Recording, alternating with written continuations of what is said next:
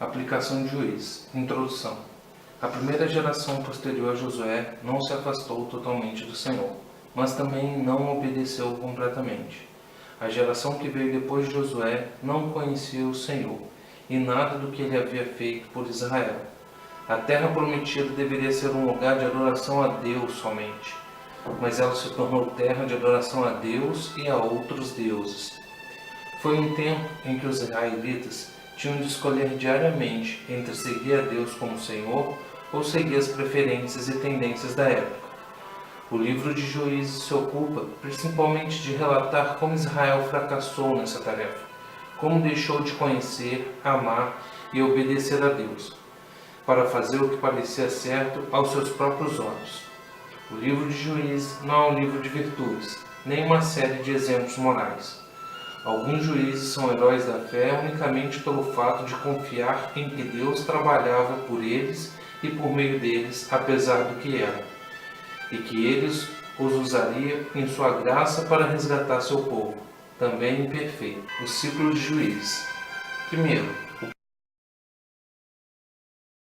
povo se rebela.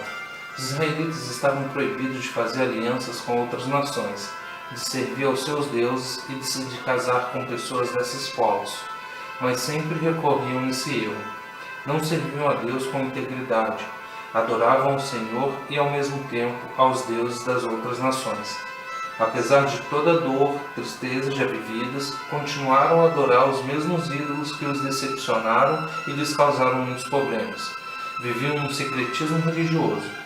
A desobediência, basicamente, está enraizada no fato de não lembrar quem Deus é. Segundo, Deus se ira. Em consequência da rebeldia de Israel e da ira de Deus, vem a opressão inimiga. O Senhor os entregou nas mãos de saqueadores, que o roubaram. Sobrevém a opressão inimiga. 3. Deus trabalha para resgatar seu povo indigno, em meio à confusão causada pelo pecado. Se Deus não tivesse causado sofrimento, dificuldades, os israelitas não teriam notado a situação em que se encontravam. 4. O povo levanta um clamor. O arrependimento vem a seguir. Eles estavam em grande aflição, e como veremos, essa pressão levou Israel a clamar ao Senhor. Sim, é proporcionada a salvação por meio de um juiz escolhido. E finalmente, Deus levantou os juízes que os livraram. Ele realiza sua vontade por meio de pessoas fracas, e apesar delas, seus propósitos nunca serão frustrados, apesar das circunstâncias, às vezes, nos fazerem achar isso. O Senhor enviou a salvação por meio de um líder escolhido, alguém que libertou o povo daqueles que o escravizavam e devolveu a paz à terra. 6. A paz. A paz e a alegria de servir a Deus, em vez de sofrer na escravidão dos falsos deuses, só acontece por intermédio dos atos salvadores do próprio Senhor. 7. O juiz morre. Contudo, a liderança do juiz não foi seguida de forma permanente. Logo se desviaram do caminho da obediência. Depois da morte do juiz, voltaram atrás e se tornaram piores do que seus pais. No livro de Juízes inteiro, especialmente no final dele, o pior inimigo de Israel é Israel. Vamos analisar 3 juízes. Gideão. Gideão é de Benjamim. Ele lutou contra os medianitas e amalequitas. Dessa vez, a opressão veio das regiões orientais, de Midian e Amaleque. Gideão era temoroso e tímido. Pede vários sinais ao anjo do Senhor para pôr à prova a este. Começa bem destruindo os altares de Baal e liderando uma vitória importante contra Midian com os 300. Gideão foi um instrumento nas mãos de Deus. Israel insiste para que Gideão reine sobre eles, e este se recusa.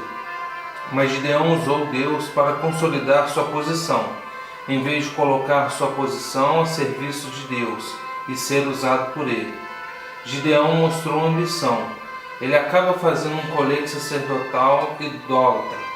O que Gideão rejeitou com palavras, passou a servir na prática. Na época de Gideão, eles adoraram a Baal e a Aserá. Deus os entregou aos midianitas durante 7 anos. Tiveram que viver em cavernas e tiveram suas plantações devastadas. Após a vitória de Gideão, a paz reina em Israel por 40 anos. Assim como Gideão, os israelitas também se esqueceram de quem os levou à vitória sobre Midian.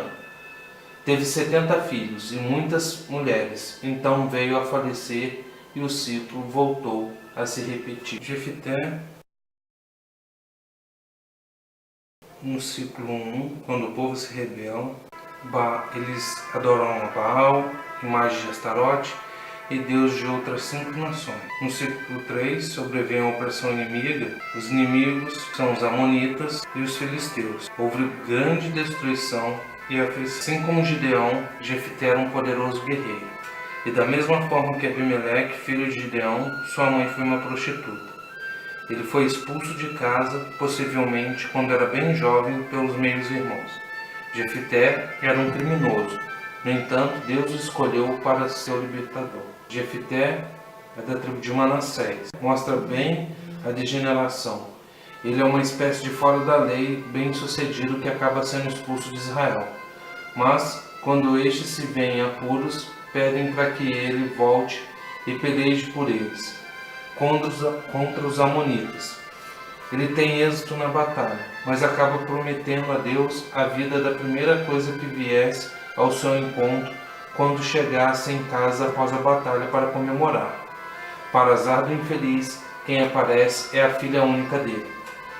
Uma curiosidade é o discurso dele enviado ao rei amonita para tentar dissuadi-lo da batalha.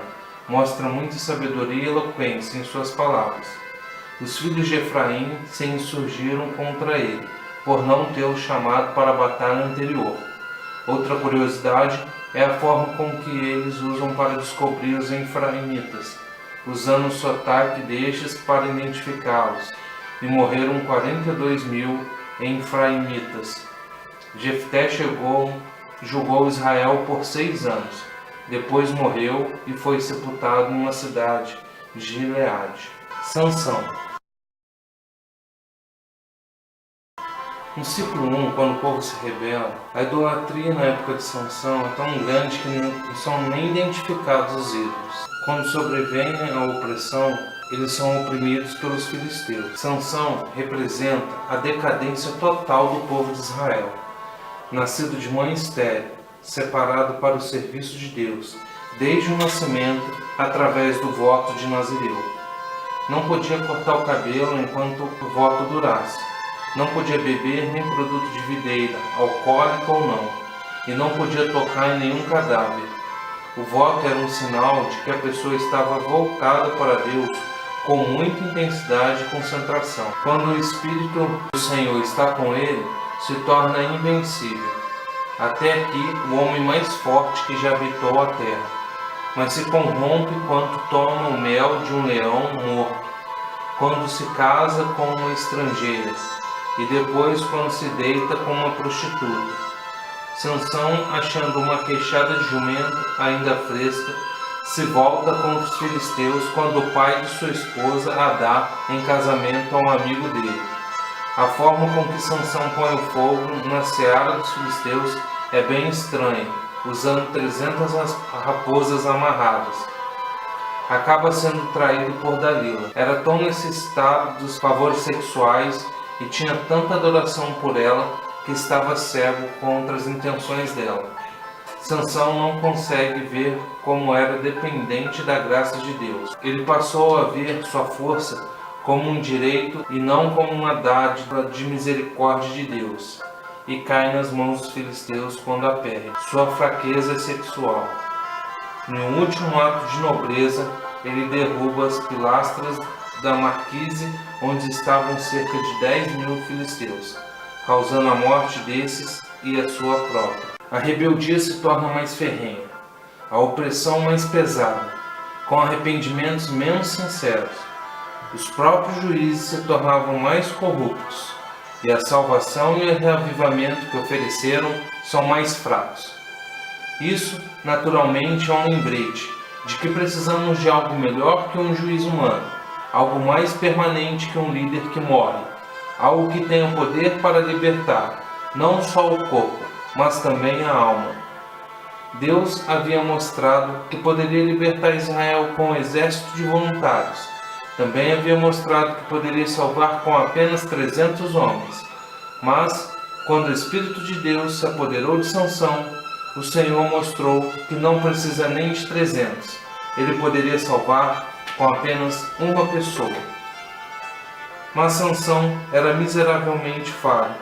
Seu período como juiz se encerrou, e o povo, mais uma vez, estava corrompido. Para que haja restauração permanente, paz eterna no serviço ao Senhor, o povo de Deus precisa de um líder incorruptível e imortal, um juiz verdadeiramente justo e irrepreensível, que traga paz e justiça permanentes. Jesus.